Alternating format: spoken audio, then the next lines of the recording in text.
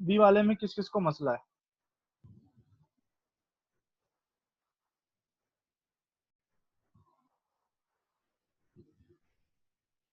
B वाले में किस किस को मसला है, उसको उसके साथ बैठ के डिस्कस कर लेते हैं, कोई इशू नहीं है।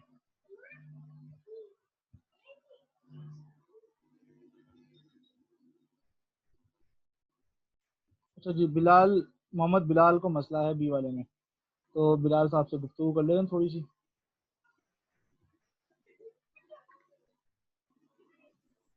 जी बिलाल साहब।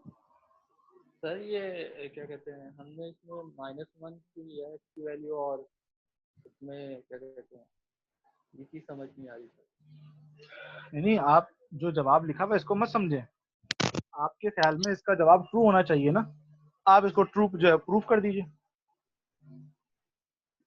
सर इसमें जो है क्या कहते हैं, हम अगर जैसे कि एक्स इन्होंने बोला है कि ऑल ऑफ एक्स, यानी कि एक्स की आप कोई सी भी वैल्यू, सारी वैल्यू रखें ना, यानी कि 1 भी रखें, 2 भी रखें, तो अगर हम एक्स की वैल्यू मिसाल के तौर पे 4 रखते हैं और वाई की वैल्यू हम एग्जैक्ट 2 ही रखते हैं, तो सही है। क्या कहते हैं, 2 का स्क्वायर 4 और 4 इक्वल टू 4, तो आंसर सही जो है। ट्रू होना चाहिए, मैंने इस तरीके से किया। आप 100% सही कर रहे हैं, लेकिन याद रखिएगा एक्स की तमाम वैल्यूज के ऊपर ना आपने 4 पुट किया, एक्स की वैल्यू 4 रखी और वाई की वैल्यू 2 रखी, प्रूव हो गया। एग्री? जी सर।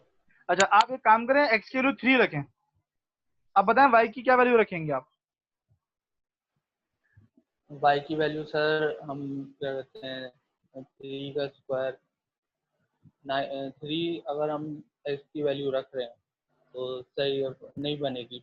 नहीं बनेगी ना। और शुरू में क्या लिखा था? For all values of x, x की तमाम वैल्यूज के ऊपर।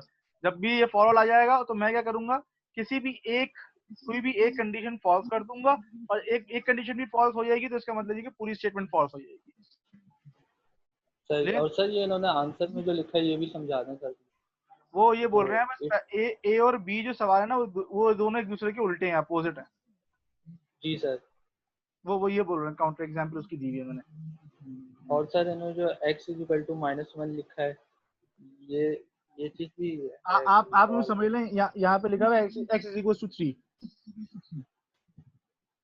तो फॉल्स हो जाएगा। बस कोई भी एक एग्जांपल दे रहे हैं, आप एक्स की वैल्यू 5 रख के देख रहे हैं, आप एक्स की वैल्यू 6 रख के देख रहे हैं, आप एक्स की वैल्यू 7 रख कर देख रहे हैं, आप एक्स की वैल्यू 8 रख के देख रहे हैं, सही, बहुत ये तो चीज़ कोई सही भी है। एक एग्जांपल देनी है, काउंटर एग्जांपल। अच्छा, रामी साहब, is that clear to you as well? अगर आपको क्लियर नहीं है तो मुझे बताएं, मैं आपको अनम्यूट कर देता हूँ, फिर आपसे थोड़ी सी गुफ्तगू कर लेते हैं। ठीक है सर जी। ठीक है, मुझे क्लियर है सर। ठीक है बिलाल साहब, thank you very much. Ramish को भी मेरे ख्याल में क्लियर हो गया। ओके जी, आए जरा सी वाले, जो बोलते हैं भाई सी को फॉल्स होना चाहिए। कोई का बात नहीं, कोई बुराई नहीं है भाई, सवाल पूछे, सीखने के लिए बैठे हुए हैं यहाँ पर। सी के बारे में बात करें भाई। अब मेरे ख्याल में सी भी काफी हद तक क्लियर हो गया होगा लोगों को, अभी इसकी और भी एग्जाम्पल्स करेंगे हम लोग, don't worry about that.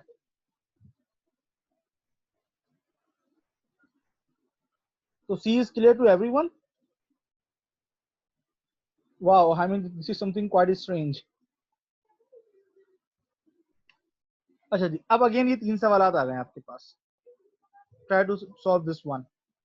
D, G और एच, बीच में से ई और एफ मिसिंग है, तो डी, जी और एच आपने जो है वो करने हैं। ठीक है, तीनों के आंसर इस तरीके से हैं। भाई इसका आंसर या तो ट्रू आएगा या फॉल्स आएगा, कुछ लोग इसके मुख्तलिफ तरीके से जवाब लिख के दे रहे हैं, वो मुझे समझ में नहीं आ रहे, बस सिर्फ ट्रू या फॉल्स आपने लिखना है। ठीक है, तो आप लोग जैसे शॉर्टकट में लिख रहे हैं T F T T T F जो भी है, तो उसका जवाब लिख के दिखाइए।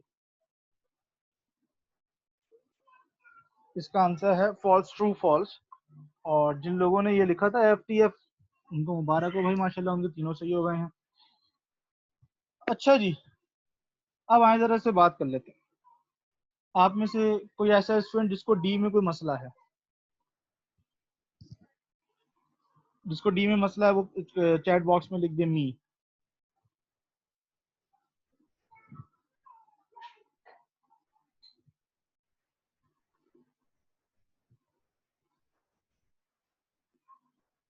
किसी को भी डी में मसला नहीं है?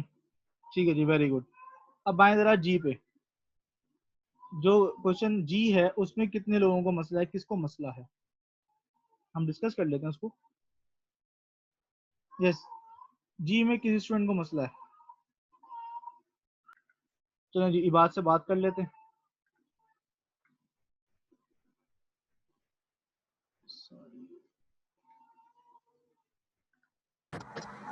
जी बात। हेलो। जी जनाब आई कैन हियर यू। अच्छा अजद आप कह रहे हैं कि ये फॉल्स होना चाहिए। जी क्योंकि सर देखें, अब एक्स के लिए अगर मैं एक्स के लिए मैं कुछ भी रख सकता हूँ। एक्स के लिए मैं अगर 2 रख देता हूँ और वाई के लिए 1 रख देता हूँ, 2 + 1 3 सही है, 3 इज नॉट इक्वल टू 1। ठीक है। आप x की जगह पे अगर 2 रख रहे हैं तो मेरी तरफ से y की जगह पे -1 रख लीजिए। अच्छा अब हो सही गया सही नहीं हुआ? सही सही। सही है। और कोई वैल्यू? नहीं नहीं सही है। ठीक है, thank you very much. Okay जी, और कोई स्टूडेंट जिसको ये समझ में ना आया हो, जी पार्ट समझ में ना आया हो कोई? What about H? कोई ऐसा स्टूडेंट जिसको एच पार्ट समझ में ना आया हो? Last 2 questions. अब तमाम स्टूडेंट ने ये कोशिश करनी है कि भाई ये दोनों सवाल जो है ना वो सही होने चाहिए। ठीक है जी, let's try to solve this one. Okay जी, ऑल राइट। मुख्तलिफ जवाबात अगेन आ रहे हैं, ट्रू ट्रू भी आ रहा है, फॉल्स ट्रू भी आ रहा है, लेकिन दूसरे वाले पे सबका ईमान है कि दूसरा वाला ट्रू है। पहले वाले के बारे में कंफ्यूजन है लोगों को। चेक करते हैं। Yes, the first one is false, the second one is true, और मेजॉरिटी ने यही जवाब दिया है कि the first one is false and the second one is true. Very good. Although के तीसरे वाले में 3 वेरिएबल्स इस्तेमाल हो रहे थे, माशाल्लाह आप लोगों ने उसको भी टैकल कर लिया। So this is the end of this topic. पूरे टॉपिक में कोई सवाल है तो मुझसे पूछ लीजिए। यस जैन साहब, आप कुछ पूछना चाह रहे हैं?